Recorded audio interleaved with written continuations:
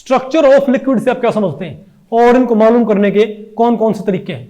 नमस्ते, मेरा नाम दीप दलाल है और इस लेक्चर में हम इन्हीं प्रश्नों के उत्तर खोजने की कोशिश करेंगे।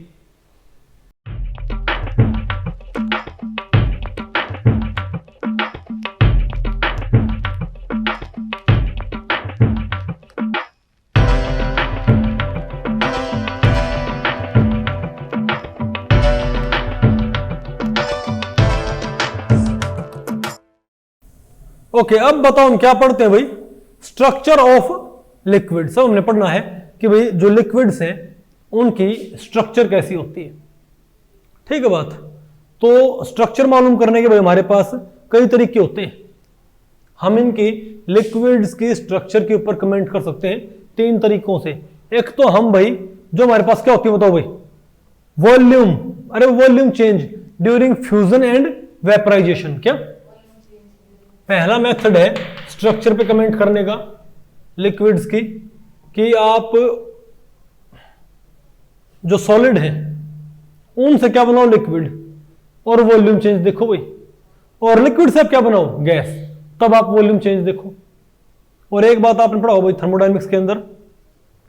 ठीक है, चलो आप मुझे बताओ भाई कि लिक्विड आप देखो पहले सॉलिड से लिक्विड, तो वॉल्यूम पता सिर्फ कितनी चेंज होगी, तकरीबन 1% बढ़ती है भाई। आपको पता आइस में तो खैर क्या होता है, आइस आपको पता स्पेशल केस है भाई।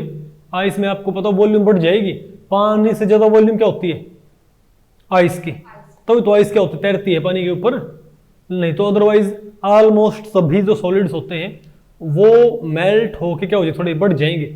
लेकिन ये जो वॉल्यूम इंक्रीमेंट आएगा ना बहुत थोड़ा आएगा, हल्का सा क्या आएगा ये इंक्रीमेंट। अब बात समझने की है, सॉलिड में पार्टिकल्स बहुत दूर दूर है, समझे बात, तो वो बहुत रेगुलरली क्या है अरेंज्ड, फिक्स है भाई, उनको मूव करने की जगह नहीं है। लेकिन अगर मान लिया हम ये कहें कि हमने चीजों को मेल्ट कर दिया तो वॉल्यूम थोड़ी सी बढ़ गई, 1-2% वॉल्यूम क्या होगी बढ़ गई, 1-2% वॉल्यूम बढ़ गई। इसका मतलब क्या है कि पार्टिकल्स के बीच में दूरी क्या होगी बढ़ गई भाई, यानी सॉलिड के मुकाबले यहां पर पार्टिकल्स दूरी क्या होगी बढ़ गई ना, यानी पार्टिकल्स की मूवमेंट के पास क्या, मूवमेंट के पास क्या गया, पार्टिकल्स की मूवमेंट अब थोड़ी ज्यादा स्पेस में हो सकती है ना, नहीं समझे बात। तो यहां पर हम क्या बोले, यहां पर भाई इसका पक्की बात है कि सॉलिड में ऑर्डर ज्यादा था, कि जितनी वॉल्यूम ज्यादा होगी ना उतना ऑर्डर घट जाएगा, जितना घूमने फिरने के लिए ज्यादा जगह होगी उतना ऑर्डर क्या हो जाएगा घट जाएगा। बात आपको पहले बताऊं क्या बोलेंगे, ज्यादा ऑर्डर बताओ कहां पर है सॉलिड्स में, लिक्विड में वॉल्यूम थोड़ी बढ़ गई, मतलब ऑर्डर वहां पर क्या हुआ थोड़ा कम हो गया भाई लिक्विड के मुकाबले, सॉलिड के मुकाबले। लेकिन गैस में आपको पता है लिक्विड के मुकाबले भाई बहुत हजारों गुना वॉल्यूम, सैकड़ों हजारों गुना वॉल्यूम बढ़ जाएगी इसमें गैसेस में। इसका मतलब क्या है, वहां पर पार्टिकल्स बहुत दूर दूर हो गए भाई, अगर उतने पार्टिकल्स बहुत ज्यादा वॉल्यूम में रहते हैं तो उनके पास मूव करने के लिए बहुत ज्यादा स्पेस अवेलेबल है। तो हम क्या बोलेंगे पक्की बात, वहां पर क्या भाई बताओ, यानी वहां पर डिसऑर्डर क्या है ज्यादा in comparison to even liquids. तो हम कह सकते हैं इसके, तो भाई वॉल्यूम के आधार पर हम कह सकते हैं कि सबसे ज्यादा अरेंजमेंट कहां पर होगा सॉलिड्स में, उससे कम अरेंजमेंट बताओ कहां पर होगा लिक्विड्स में, और सबसे कम ऑर्डर मतलब बहुत ज्यादा केओस कहां पर होएगा गैसेस के अंदर। ठीक है, दूसरा आप कमेंट कर सकते हो हीट ऑफ फ्यूजन या हीट ऑफ वेपराइजेशन के जरिए। क्या एक बात आपको पता भाई, जब हीट जाती है ना सिस्टम के अंदर तो वो रैंडमाइज करती चीजों को, हीट आपको पता है एंट्रोपी को बढ़ाती है। क्या भाई आपको पता है जब हीट चेंज होती है फेज चेंज के दौरान, फेज चेंज मतलब जब सॉलिड बदले लिक्विड में या लिक्विड बदले गैस में या सॉलिड बदले गैस में, हमको पता है during phase change heat supply करनी पड़ती है, और हीट सप्लाई करनी पड़ती है उसको हम बोलते हैं लेटेंट हीट। क्या बोलते हैं उसको लेटेंट हीट। और आपको पता वो हीट सिस्टम को रेंडमाइज करती है, यानी ऑर्डर को कम करती है। क्या करती है वो, ऑर्डर को कम करती है। तो ये पाया गया है कि लिक्विड से सॉलिड से लिक्विड बनाने की इसमें भी हीट लगती है, पता हो ना, और लिक्विड से भाई वेपर बनाने में क्या लगती है हीट लगती है, सॉलिड से लिक्विड में कन्वर्ट करने में हीट लगती है, और लिक्विड से भाई वेपर में कन्वर्ट करने में हीट लगती है। लेकिन ज्यादा हीट तो कहां लगती है, लिक्विड से वेपर में कहीं ज्यादा हीट लगती है। तो ये तुमको पता है भाई, अगर यहां पर हीट एब्जॉर्ब हो रही है सॉलिड से लिक्विड बनने में, मतलब वो हीट पक्की बात है डिसऑर्डर क्रिएट कर रही है। क्या कर रही है वो? डिसऑर्डर क्रिएट कर रही है। यानी सॉलिड से लिक्विड क्या है? ज्यादा डिसऑर्डर्ड। समझे बात? यहां पर ज्यादा क्या है? डिसऑर्डर। अगर मैं यहां पर बेटा बोल दूं ना आपको, ठीक है, आइस की जो एंथैल्पी ऑफ फ्यूजन है वो सिर्फ 6.1 किलो जूल होती है पर मोल। क्या होती है? 6.1। दूसरी तरफ वाटर को वेपराइज करने में बताओ यहां 40.7 यानी कि 1 मोल बर्फ को मेल्ट करने में इतनी हीट लगती है और 1 मोल पानी को वेपराइज करने में इतनी हीट लगती है। तो एक बात तो ऑब्वियस है, ये एक साइड डिसऑर्डर इंट्रोड्यूस नहीं होता। सॉलिड से लिक्विड बनने में अगर हीट एब्जॉर्ब हुई है तो ये भी डिसऑर्डर लेके आएगी, और लिक्विड से वेपर करंट क्या आएगी? डिसऑर्डर। लेकिन क्या बोलेंगे, लिक्विड के मुकाबले वेपर में क्या होता है? ज्यादा डिसऑर्डर। सॉलिड के मुकाबले लिक्विड डिसऑर्डर तो है, लेकिन उतना डिसऑर्डर नहीं है जितने लिक्विड के मुकाबले वेपर क्या है? डिसऑर्डर।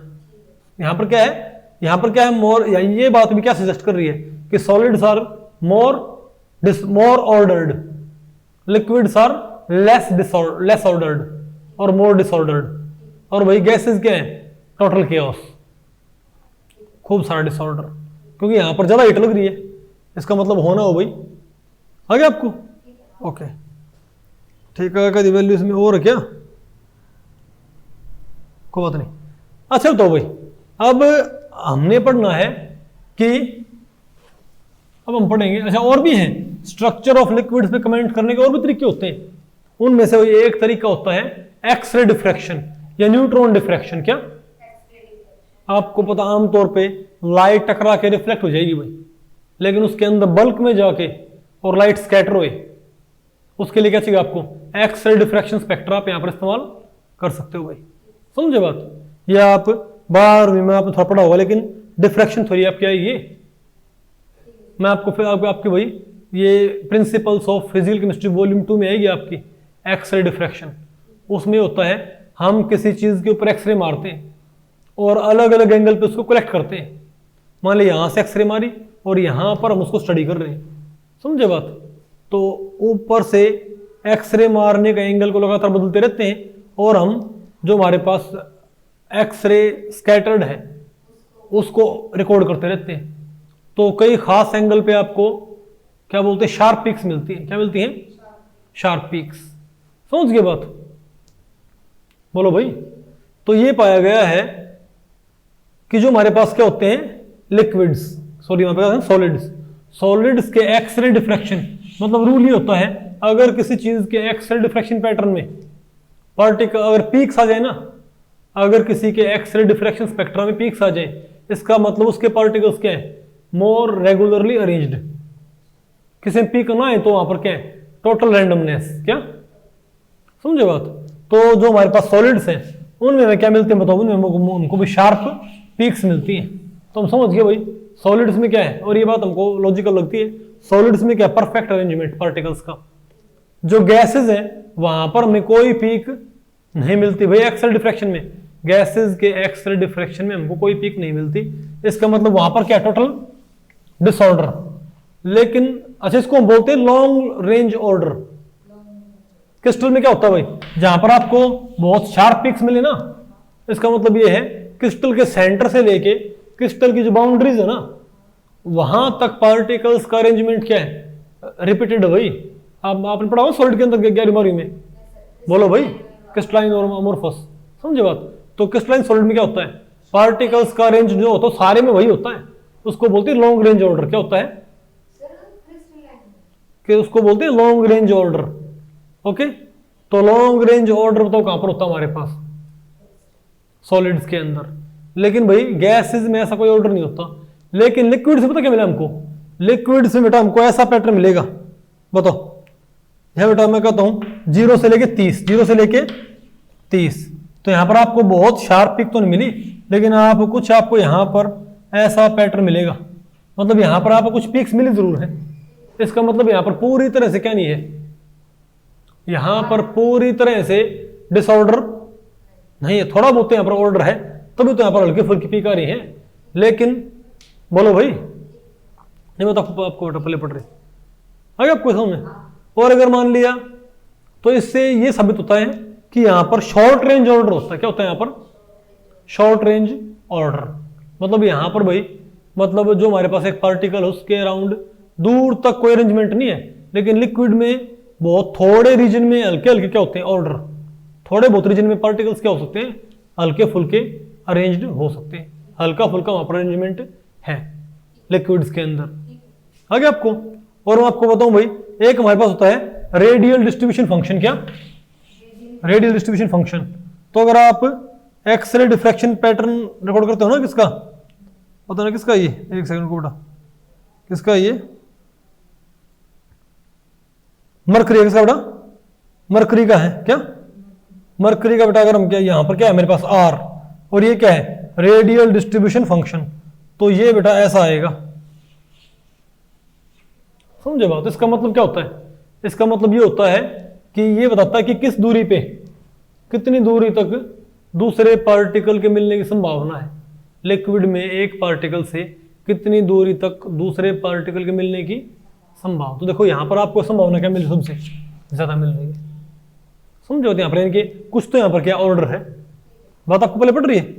तो हम कह सकते हैं भाई कि सॉलिड और लिक्विड और गैस क्या है, तो हल्का फुल्का आपको स्ट्रक्चर का आइडिया हुआ। तो हम लास्ट में क्या कमेंट कर सकते हैं कि सॉलिड्स में क्या है? परफेक्ट ऑर्डर, हम क्या लॉन्ग रेंज ऑर्डर। लिक्विड्स में क्या है? Short range order. और गैस में क्या है? Neither long range nor short range order. Okay, तो भाई इस लेक्चर में इतना ही। अगर इस लेक्चर के बारे में आपके कुछ प्रश्न या सुझाव हैं तो आप मुझे नीचे कमेंट सेक्शन में पूछ सकते हैं, मैं उनके उत्तर देने की पूरी कोशिश करूंगा। तो ठीक है, मिलते हैं अगले लेक्चर में, तब तक के लिए नमस्ते।